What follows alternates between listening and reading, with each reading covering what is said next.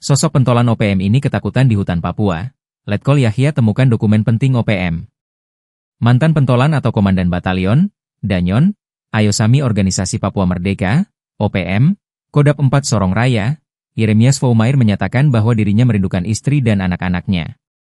Kerinduannya terhadap keluarga itulah yang memantapkannya untuk melepas status OPM dan berikrar setia kepada Negara Kesatuan Republik Indonesia, NKRI.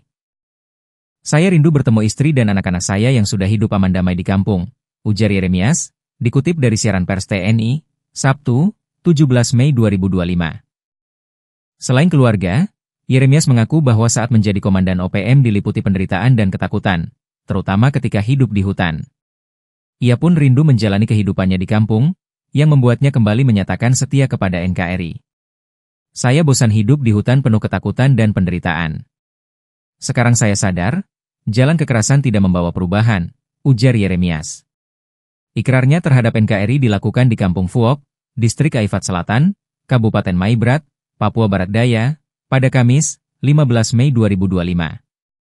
Komandan Satuan Tugas dan Satgas 501 by Letkol Infantri Yahya Wisnu Arianto memimpin prosesi tersebut. Sebelum Yeremias, sebanyak 29 anggota OPM di Maibrat, Papua Barat menyatakan setia kepada NKRI. Felix Foumair menjadi salah satu anggota yang menceritakan bahwa intimidasi menjadi alasannya bergabung dengan OPM. Namun, ia mengaku ingin hidup tenang bersama keluarga dan menyekolahkan anaknya. Hal itu yang membuatnya mantap berikrar kepada NKRI. Adapun 29 orang tersebut bisa kembali berikrar setia kepada NKRI, karena tim patroli Satgas Yonif 133YS yang menemukan sebuah dokumen berisi catatan nama orang-orang yang tergabung dalam OPM Sorong Raya.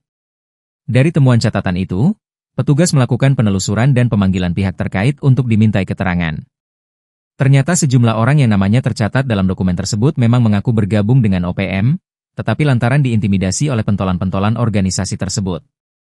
Akhirnya, ke-29 orang itu dibantu oleh tokoh masyarakat Distrik Aifat Timur lalu berhasil kembali ke kampung halaman dan berikrar setia pada NKRI. Kapuspen TNI Maijen TNI Kristome Sianturi mengatakan, pihaknya selalu terbuka bagi siapa saja yang ingin kembali ke pangkuan NKRI, termasuk para anggota OPM.